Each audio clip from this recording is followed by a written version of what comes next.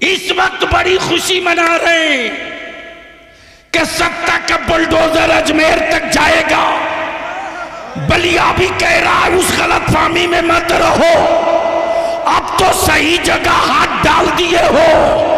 अब तक दीवारों से टकरा रहे थे, अब मौला अली के बेटे से पंगा पड़ गया। और बलिया भी कहता है मत मेरे होठ पर उंगलियां रखो, वरना मैं वो पोल खोल दूंगा कि मेरी मस्जिदों के बुनियाद के नीचे शिवलिंग ढूंढने वालों, अगर मैंने ढूंढना शुरू कर दिया तो दूर दूर तक तुम भारत में कहीं नजर नहीं आओगे। पूछना चाहता हूं, अगर तुम ये कहते हो कि सबसे पुराने तुम हो तो बता दो जरा कि जब इतने पुराने तुम हो तो फिर हमारी मस्जिदों में तुम्हारे लोग पनाह क्यों लिए हुए थे? बच्चों से पनाह क्यों लिए हुए थे? इसलिए एक मस्जिद तो चली गई, बाबरी मस्जिद। भारत में अब कोई दूसरी बाबरी मस्जिद बनाने की गलती करेगा तो याद रखो बलिया भी हुकूमत से लेकर उन गुंडों को भी कह रहा है अब तक तारीख में एक करबला पड़ा गया था, भारत के हर गली में करबला नजर आएगा। सुभान अल्लाह, सुभान अल्लाह।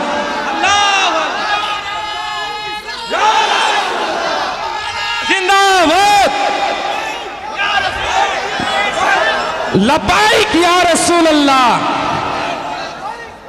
नारे तकबीर, नारे रिसालत।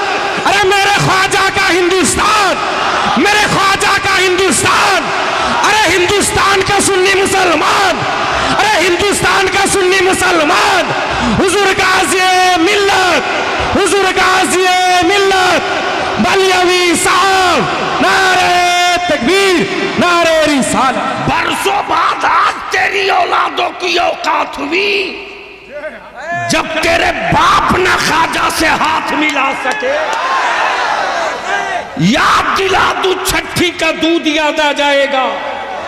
लेकिन अगर चुप हैं तो बुज़दिल मत समझना, हम अमन पसंद हैं, अमन के झंडे को झुकने नहीं देंगे। हम फसादी नहीं है, हम अमन के अलमबरदार हैं। हमने औलादों को सब्र सिखाया है, हमने अपने बच्चों को शुक्र सिखाया है, हमने अपनी औलादों को मोहब्बत और मरुब्बत सिखाया है। और यही वजह है कि कुफ्र मुंह तकते रह गया, इस्लाम छप्परों में दाखिल हो गया। लेकिन याद रखना, मुट्ठी 12 लोग निकालो 1991 का वो कानून, निकालो 1947 का वो कानून जिसमें डिक्लेयर है कि 1947 में जो मस्जिद, जो मंदिर, जो गिरजा, जो गुरुद्वारा जिस पोजीशन में है उसी पोजीशन में रहेगा, उसको कोई चेंज नहीं कर सकता। लेकिन ये सत्ता और हुकूमत के पाले हुए विदेशी गुंडे, अमेरिका और इस्राइल के दल्लों, भारत के लोगों को धर्म के नाम पे नहीं बांट सकते। 800 साल हुकूमत किया, कहां थे उस वक्त? कहां थे? अब निकल के आए हो। 800 साल माने रखता है, अभी तो 100 साल भी नहीं पूरा हुआ। अभी तो 100 साल भी पूरा नहीं हुआ, कितने टुकड़े कर दिए। 800 साल जब हमारे बाप दादा ने हुकूमत की तो पाकिस्तान को वजूद में नहीं आने दिया, बांग्लादेश को कहीं से निकलकर अलग नहीं होने दिया, पेशावर से आगे बढ़ तो तन्हा तन्हा भारत वो मुल्क था। अगर चाहता तो आलमगीर औरंगजेब नाम बदल सकता था, नाम बदल सकता था। लेकिन यार इस्लाम वाला नाम नहीं बदलता है, नेचर बदल देता है। इस्लाम वाला नाम नहीं बदलता है, नेचर बदल देता। जो खुद ही नंगा हो वो दूसरे को कपड़ा पहनाने की क्या बात करेगा। लेकिन अफसोस उन पर नहीं मुसलमान, अफसोस तुझ पर है। करोड़ों रुपया तुम खर्च करते हो, हमें इससे मतलब नहीं कि तुम वोट किसको देते हो किसको दोगे। लेकिन इतनी बात बलियाबी जरूर कहेगा, आखिरी सांस तक कहेगा। सबके लिए तुम सोचते हो, अपनी औलादों के लिए, तेरी औलादों के लिए कभी किसी ने सोचा? कोई सोचा हो तो बताओ। सबसे ज्यादा अगर भारत में स्टेट में किसी की हुकूमत रही तो सेकुलर कहलाने वालों की। अगर इन सेकुलर पार्टियों के नेताओं के दिलों में बेईमानी नहीं होती तो आज ये बिला वजह के जो कुकुरमुत्ते पैदा हुए हैं ये शायद नहीं होते।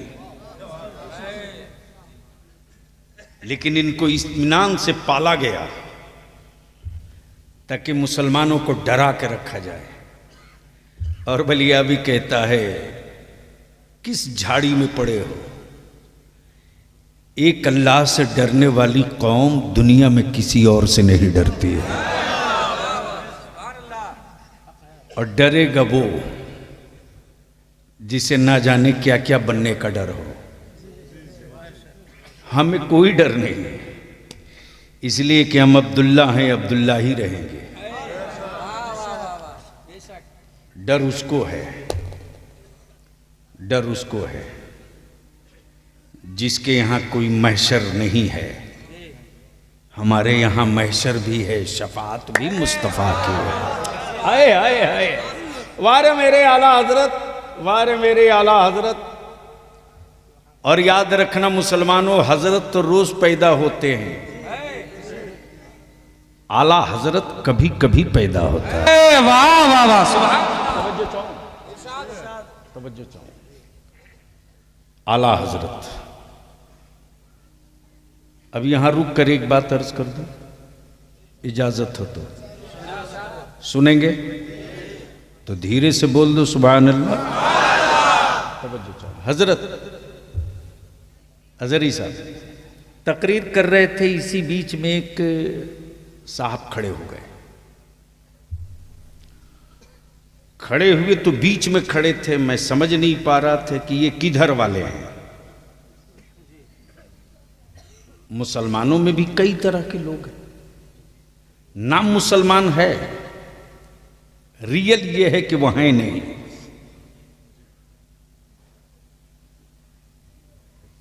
तो मैंने कहा बड़े साहब जरा बाहर निकल आइए। तो जैसे ही पैजामा पर नजर पड़ी तो मैं समझ गया ये किधर वाले। अब जैसे ही दिखे तो मैंने कहा फरमाइए क्या कहना चाहते हैं। बोले आप लोग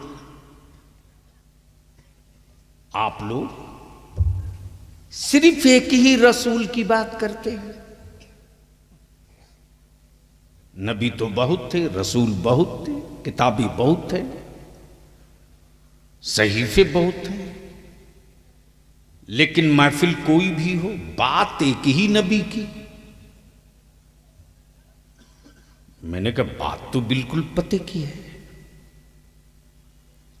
मैंने कहा आप उम्मत किसकी है?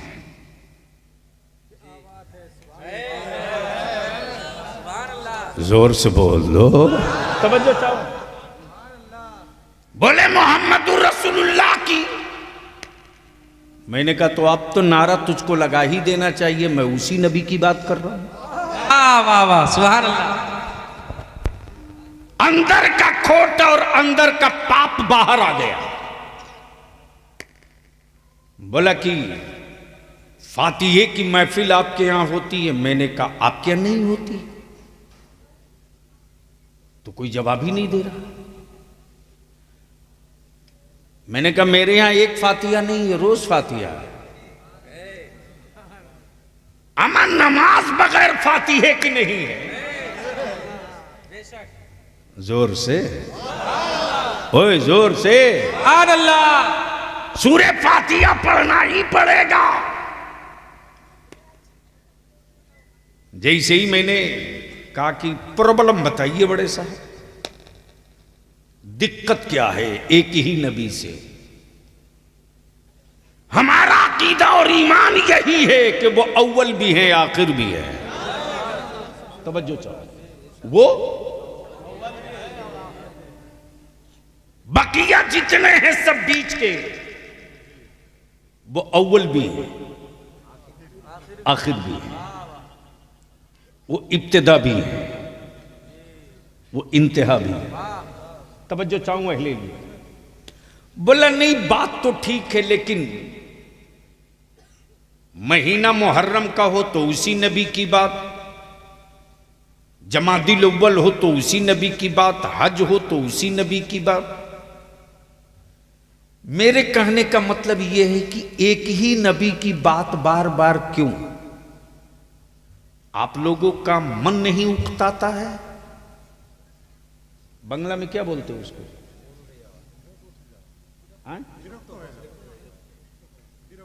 विरक्तो।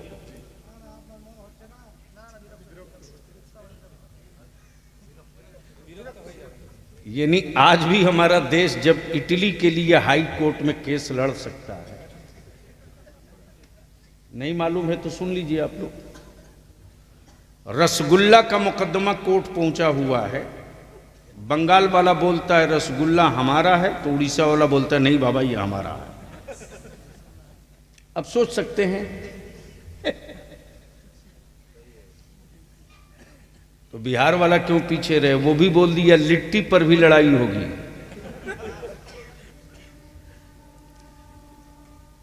मौली साहब पूरे ताव में खड़े हुए बोले एक ही नबी की बात बार बार।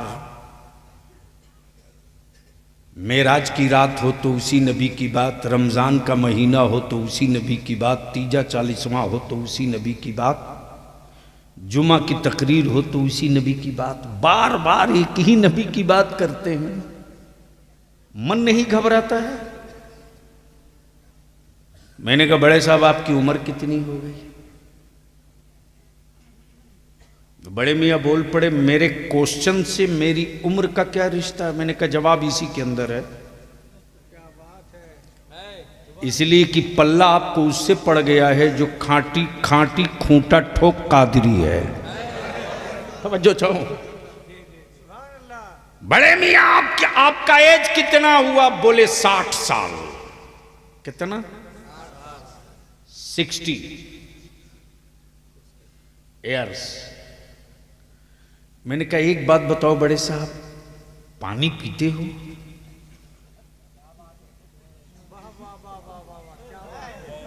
समझ में आया हो तो बोलिए। जल खाता है?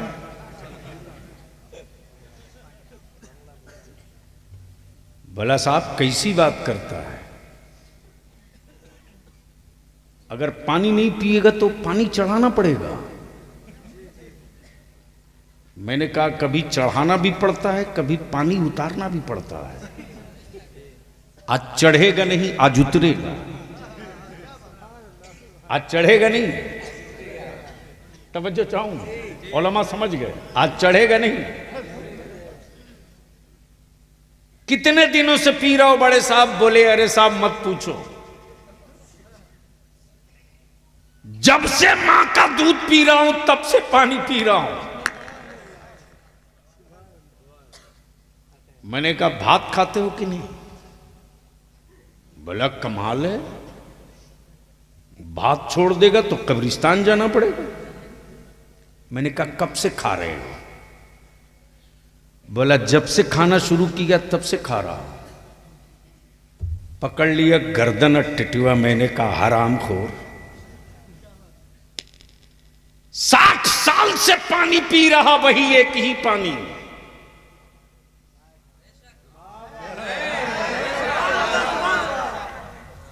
एक दिन के लिए बदल के दिखा, एक ही चावल का भात खाते हो गए 60 साल। 24 घंटे के लिए प्लास्टिक वाला ट्राई करके देख। मौली साहब झुंझला के बोल पड़ा, ये रोटी चावल पानी मेरी जिंदगी की बुनियाद है। रोटी चावल पानी छोड़ दूंगा, मर जाऊंगा।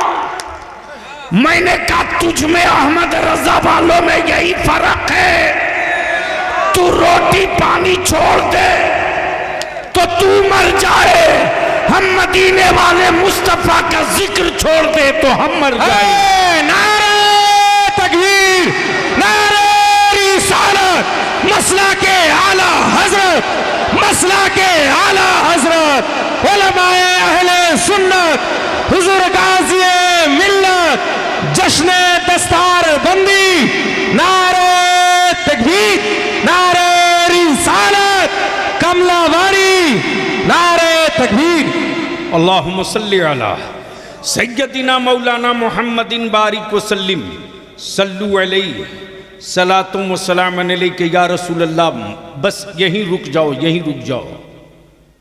कमलाबाड़ी और फूलबाड़ी के ईमान वालों, यहीं रुक जाओ। आज के इस तारीखी इजलास में आने वालों, मान लो शरीर है, जिस्म है, हाथ भी है, आंख भी है, सर भी है, पैर भी है, सब है, सब है।